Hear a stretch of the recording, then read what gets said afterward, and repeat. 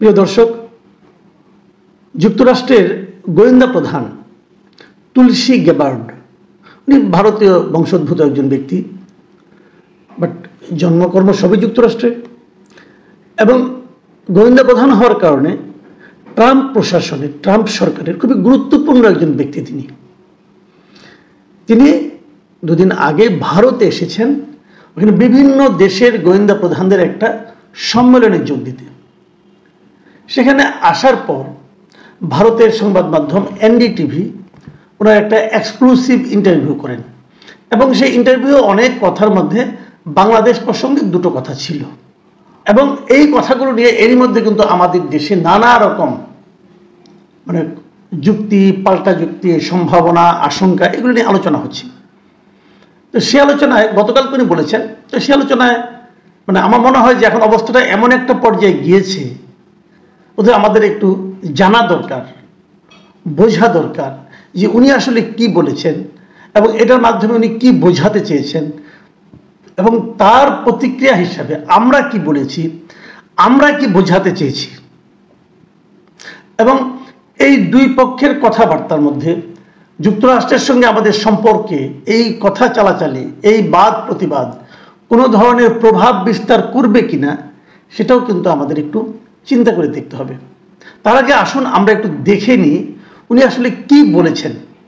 আমি যদি হুবহু ভাবে দেখি, আপনি ইংরেজি এবং বাংলা আমি অনেকগুলো দেখেছি, আমি মোটামুটি ইংরেজিটাই পড়েছি ব্যাপারটা নিয়ে, যাতে কোনো দ্বিধা না থাকে।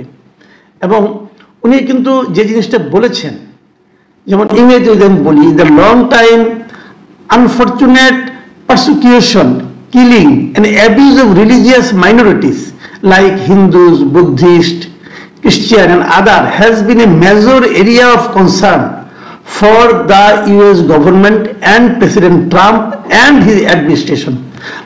বাংলা করলে যেটা দাঁড়ায় সেটা হলো হিন্দু, বৌদ্ধ, খ্রিস্টান, ক্যাথলিক ও অন্যান্য ধর্মীয় সংখ্যালঘুদের উপর দীর্ঘদিন ধরে চলমান দুর্ভাগ্যজনক নিপীড়ন, হত্যা ও অন্যান্য নির্যাতন যুক্তরাষ্ট্র সরকার, প্রেসিডেন্ট ট্রাম্প ও তার প্রশাসনের উদ্বেগের একটি প্রধান ক্ষেত্র।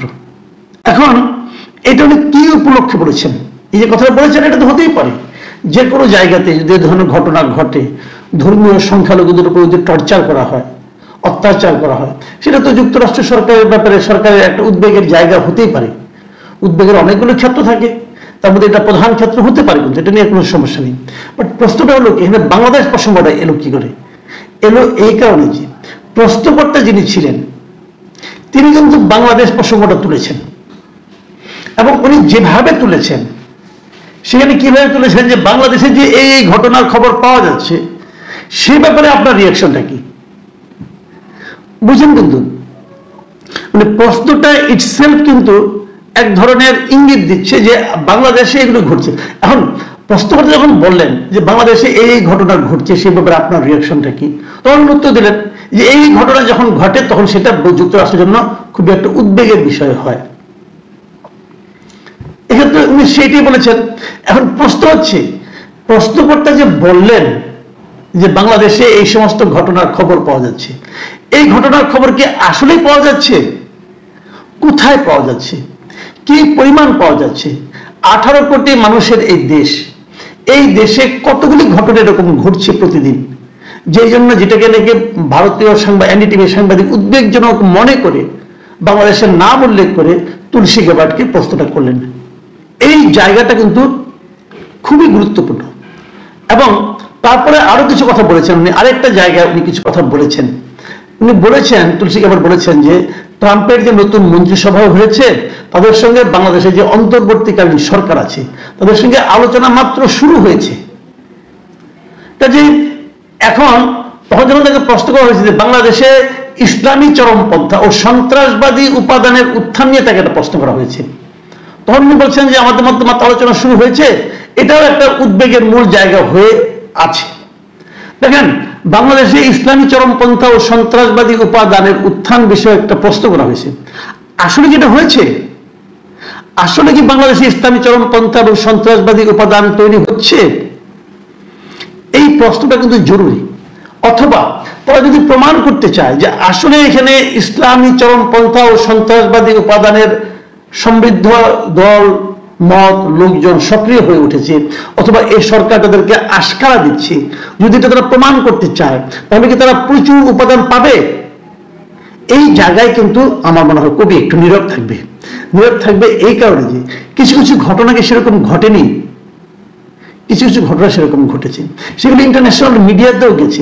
আমি একটা সহজভাবে আপনাদেরকে বলি, এই সরকারের আমলে এই যে নানা ধরনের মোরাল পুলিশিং হচ্ছে, যে পর্দা কিভাবে করতে হবে, পর্দা করতে হবে কিনা, এই যে ঘটনাগুলো যে পর্যায়ে ঘটছে, অবাধে ঘটতে পারছে, তৌহিদি জনতার বেশ একটা সরব উপস্থিতি দেখা যাচ্ছে। একটা মিডিয়ার সামনে দিয়ে তারা গরু জবাই করছে, এবং রাস্তাঘাটে যখন একজন লোকে এই ধরনের মরাল পুলিশের কারণে যখন পুলিশ কাউকে ধরে নিয়ে যাচ্ছে, তাকে ছাড়ানোর জন্য থানায় যেয়ে তারা ধর্ণা দিচ্ছে এবং ছাড়িয়ে নিতে পারছে, এবং যে নারী অভিযোগ করেছিল সেই নারীকে ডেকে এনে সেটা প্রত্যাহারে বাধ্য করা হচ্ছে। এই যে মরাল পুলিশিংগুলি হচ্ছে, এটা কি আগের যে কোনো সময়ের চেয়ে বেশি নয়? আমার মনে হয় বেশি। এবং এই বেশি হওয়াটাই কি প্রমাণ করে না যে কিছু একটা চেঞ্জ আসছে? এই চেঞ্জটা ভালো নাকি এই চেঞ্জটা মন্দ, আমি কিন্তু সেই বিতর্কে যাচ্ছি না। আমি খালি বলছি এ ধরনের কিছু ঘটছে কিনা। আচ্ছা, আরেকটা কথা বলি আমি। ভাবুন তো একবার, 32 নম্বর ধানমন্ডি 32 নম্বরে বঙ্গবন্ধু যে বাড়িটা ভাঙা হলো, সেই বাড়িটা ভাঙার পেছনে যে হুজুগটা উঠেছিল, যারা উঠিয়েছিল, কি কি কথা বলা হয়েছিল ভাবুন তো একবার।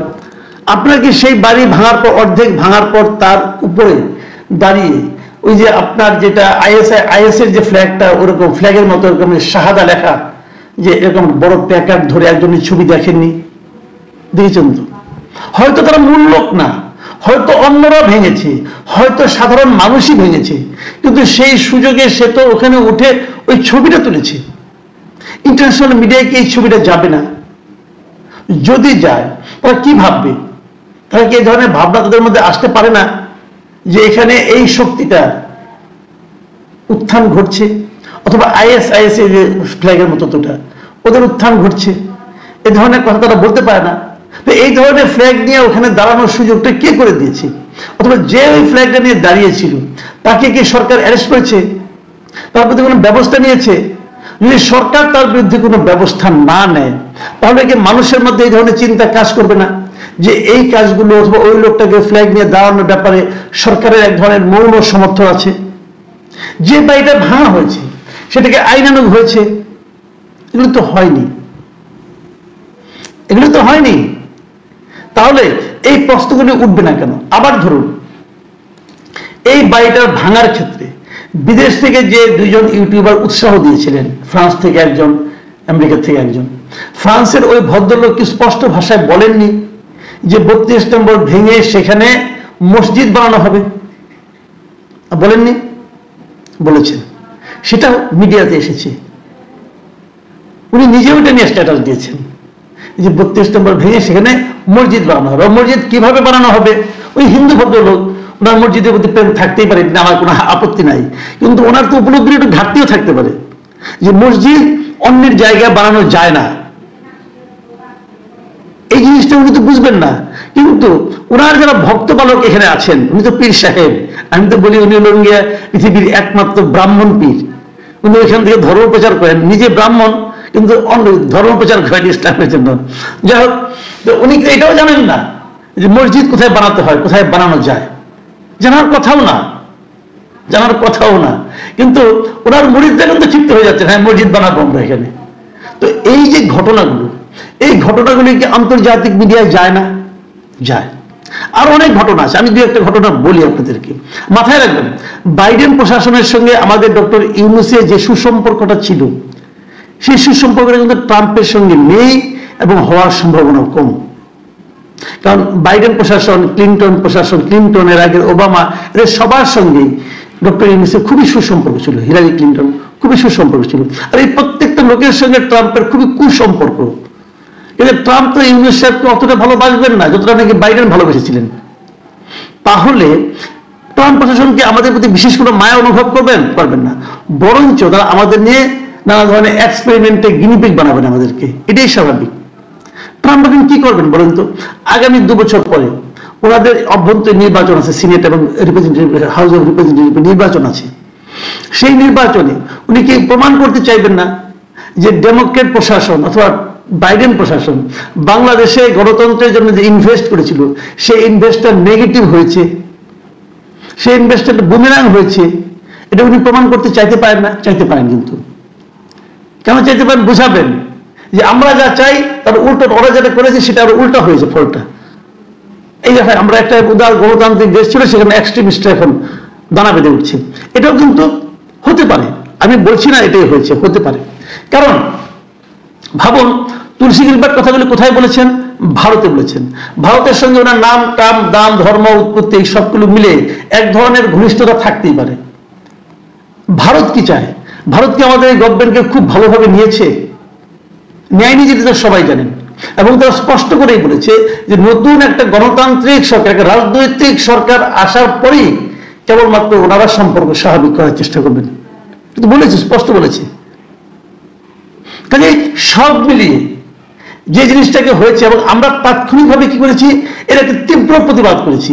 এবং আমরা কি বলেছি যে তুলসী গিলবার্টের এই মন্তব্য বিভ্রান্তিকর, বাংলাদেশের ভাবমূর্তি ও সুনামের জন্য ক্ষতিকর। এটা কিন্তু সরকারের পক্ষ থেকে বিবৃতি দিয়ে জানানো হয়েছে এবং বলা হয়েছে যে গিলবার্টের মন্তব্য কোনো নির্দিষ্ট প্রমাণ বা অভিযোগের উপর ভিত্তি করে হয়নি, এটা কিন্তু আমাদের সরকার বলছে। তো আমরা কি করলাম? আমরা তুলসী গিলবার্টকে মিথ্যা বলেছেন বলে প্রমাণ করার চেষ্টা করলাম। এটা করে আমার লাভটা কি হলো?